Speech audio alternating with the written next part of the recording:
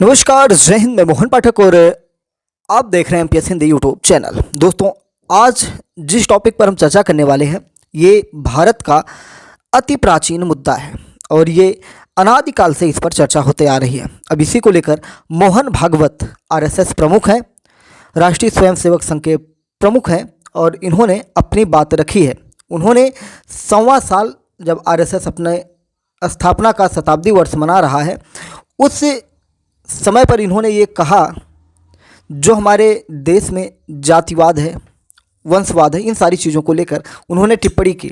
और क्या अब वो समय आ चुका है कि भारत में हर वर्ग, हर संप्रदाय को, हर जाति वर्ग को एक समान नज़रिए से देखा जाए। आपने देखा ही होगा कि इस वर्ष आप क्या हमेशा से ही आप देखते हैं कि गंगा के तट पर, त्रिवेणी संगम पर भारत की सभी जातियाँ, भारत के सभी धर्मावलंबी एक साथ गंगा तट पर स्नान करते हुए नजर आते हैं। वहाँ किसी प्रकार का छुआछूत भेदभाव आपको देखने को नहीं मिला होगा और शायद इसी विचारधारा से प्रेरित होकर मोहन भागवत जी को ऐसा कुछ कहना पड़ा है।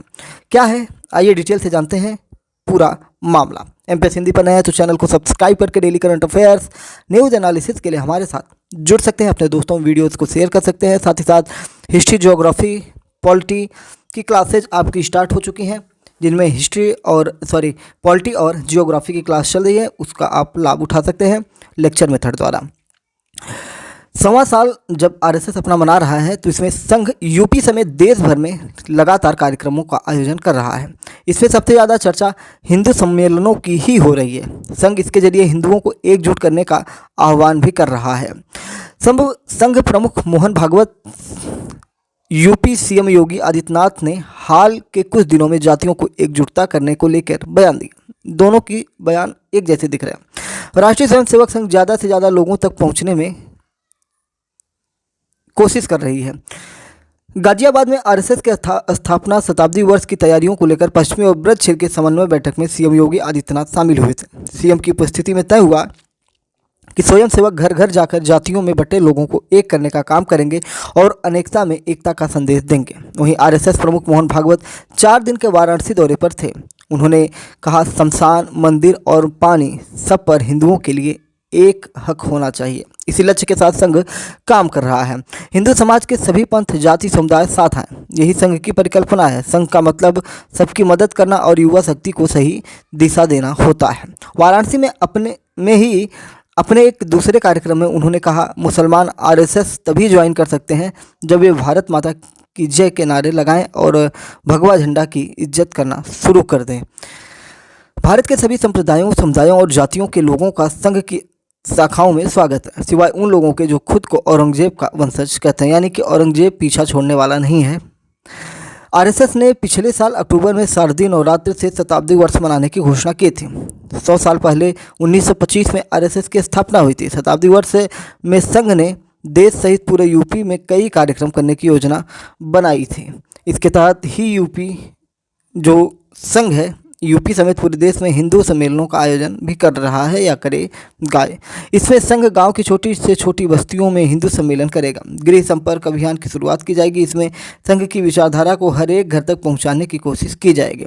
सामाजिक समरसता का संदेश दिया जाएगा। इसमें दलित बस्तियों पर फोकस ज़्यादा रहेगा। विजयदशमी के दिन राज्य में पूर्ण गणवेश में पथ संचालन कर संघ शक्ति प्रदर्शन भी करेगा। शताब्दी वर्ष में आरएसएस के इन कदमों को सपा ने, यानी कि पिछड़े दलित अल्पसंख्यक जो पीडीए का गठबंधन है, के जवाब के तौर पर देख रहा है। जो पॉलिटिकल एनालिसिस है वो इसको देख रहे हैं। ये अभियान सितंबर 2026 तक चलेगा। आप समझ सकते हैं कि 2027 में यूपी विधानसभा चुनाव है और सभी जातियों को एकजुट करने का मकसद यहाँ पे दिखाई दे रहा है।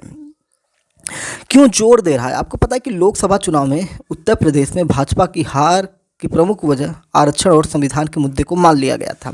इसी गठबंधन ने लोकसभा चुनाव में माहौल बनाया कि भाजपा अगर 400 से ज़्यादा सीटें लेकर आती है तो वो कुछ ऐसे कानून लाएगी जिससे लोगों को आरक्षण जैसी व्यवस्था से समाप्ति की ओर ले जाएगा, यानी कि आरक्षण को समाप्त कर दिया जाएगा। अनुसूचित जाति और पिछड़े वर्ग का आरक्षण ही खत्म हो जाएगा, ऐसी बातें फैलाई गई।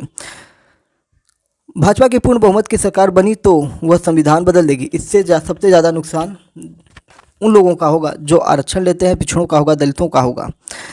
यूपी, राजस्थान और पश्चिम बंगाल में भाजपा को काफ़ी नुकसान उठाना पड़ा। भाजपा का सपना साकार नहीं हुआ। संघ और भाजपा को आशंका है कि यूपी में दलित और पिछड़ों के बीच अभी भी यह मुद्दा जिंदा है। इसी को लेकर अब संघ ने दलित पिछड़ों के साथ ग्रामीण इलाकों में राष्ट्रवाद के मुद्दे को धार देने की कमान संभाली है। साथ ही संघ विपक्ष के एजेंडे को भी गलत साबित करेगा। सुनीता एरन एक पॉलिटिकल एनालिसिस है और साथ ही साथ वो एक पत्रकार भी हैं। उन्होंने इस पर टिप्पणी लिखी है दैनिक भास्कर में। उन्होंने लिखा है कि आरएसएस का दलितों और पिछड़ों के बीच ज़्यादा फोकस है, क्योंकि हिंदू वोट बैंक दलितों की भागीदारी के बिना अधूरा है।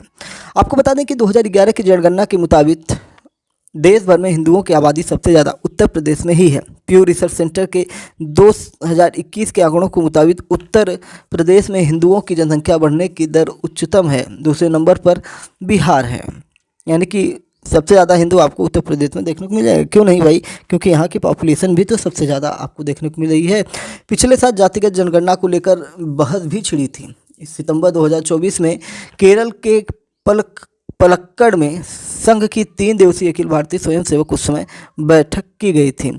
इसमें संघ के अखिल भारतीय प्रचार प्रमुख सुनील आम्बेडकर ने इस मुद्दे को लेकर प्रेस कॉन्फ्रेंस भी की थी।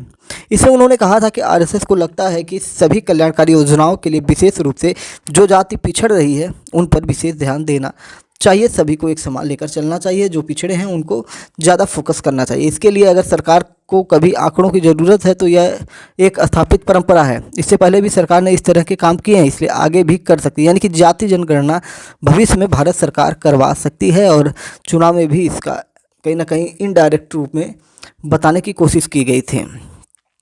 लेकिन यह केवल उन समुदायों और जातियों के कल्याण के लिए किया जाना चाहिए। इसे चुनावी राजनीति के उपकरण के तौर पर नहीं इस्तेमाल किया जाना चाहिए। इस बयान पर विपक्षी दलों ने संघ को घेर भी लिया था। कांग्रेस अध्यक्ष मल्लिकार्जुन खड़गे ने पलटवार किया था कि आरएसएस साफ बताए कि वो जातिगत जनगणना के पक्ष में है या विरोध में है। विधानसभा चुनाव 2015 के दौरान मोहन भागवत ने आरक्षण की समीक्षा की बात कहकर विवाद खड़ा कर दिया था। चुनाव में यह भी बड़ा मुद्दा बन गया। चौतरफा विवाद के बाद मोहन भागवत को बाद में अपने बयान को लेकर सफाई भी देनी पड़ी थी। फिर आया साल 2019, तो मोहन भागवत ने कहा था आरक्षण के विरोधी और उसके समर्थक अगर एक दूसरे की बात समझ लेंगे तो इस समस्या का हल चुटकी में निकाला जा सकता है। इस बयान पर भी विवाद खड़ा हो गया था। एक बार फिर आरएसएस ने सफाई देते हुए कहा था कि संघ का आरक्षण से विरोध नहीं है। आरक्षण के मुद्दे पर सर्वसम्मति से बात होनी चाहिए। संविधान को न मानने के आरोप पर सरसंघ चालक मोहन भागवत ने 2018 में दिल्ली में एक सभा में कहा था कि संविधान हमारे लोगों ने तैयार किया और ये संविधान हमारे देश का कंसेंसस है, यानी कि आम राय है।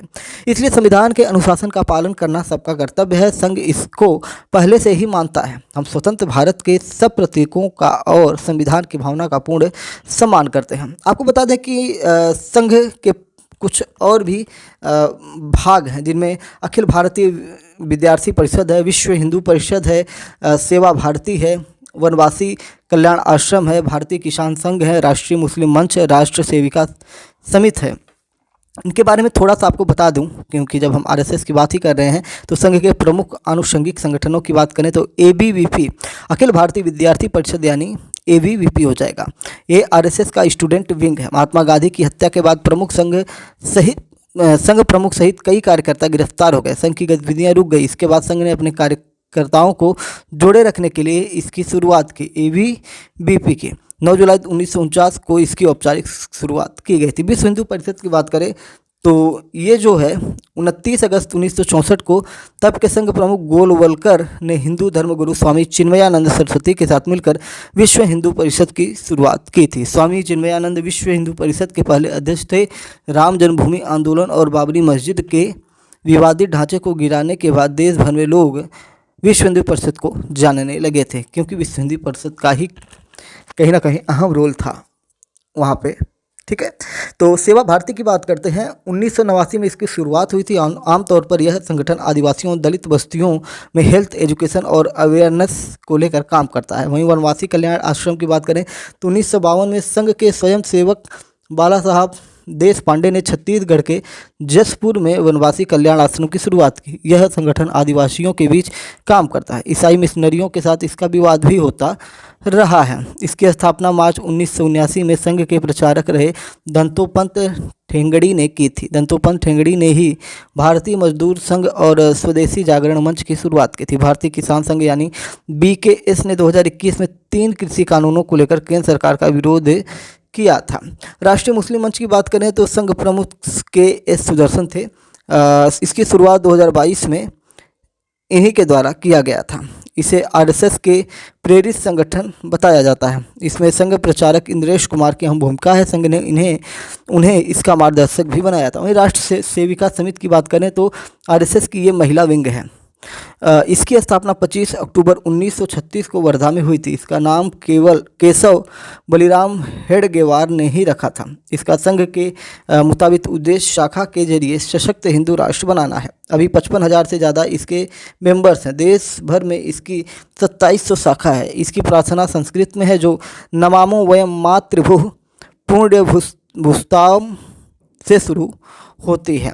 तो इस प्रकार से जाति व्यवस्था पर कहीं ना कहीं अब नज़र बना चुकी है RSS और 2027 विधानसभा चुनाव उत्तर प्रदेश को भी टारगेट करते हुए ये काम किया जा रहा है। और बयानों की बात करें तो इसका असर तो आपको बिहार चुनाव में भी देखने को मिलेगा। कम से कम लोगों को ये तो हो रहा है कि अब हमारे बारे में सोचा जा रहा है या हमें एक मंच मिलेगा जैसे बात करने के लिए। जैसे वो चाहते हैं किसी नदी के किनारे रहना, वहाँ पे स्नान करना, पानी पीना, ये सब वैसे भी आज के समय में ना के बराबर है। लेकिन फिर भी अगर लोगों को लगता है कि छुआछूत, जातिवाद या अन्य चीज़ें भी हैं तो उन सारी चीज़ों को रोकने के लिए बेहद बृहद पैमाने पर प्रयास करना ज़रूरी है। शायद उसी का हिस्सा RSS हो सकती है। और RSS ने ये भी समझ लिया है कि अगर हिंदू एकजुट रहें तो भारतीय जनता पार्टी की सरकार लगातार बनती रहेगी और जाति विभाजन होगा तो जातियों में बढ़ जाएंगे तो क्षेत्रीय दलों को बड़ा फ़ायदा होगा और इससे केंद्रीय पार्टियों का जैसे BJP हुआ, कांग्रेस हुआ, इन सब का नुकसान होता दिखाई दे रहा है। चैनल पर नए हैं तो MPS हिंदी को सब्सक्राइब कर लीजिए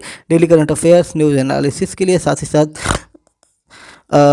वनडे एग्जाम्स की तैयारी के लिए भी आप हमारे साथ जुड़ सकते हैं। अपने विचारों को कमेंट बॉक्स में बता सकते हैं। जय हिंद, नमस्कार, भारत माता की जय।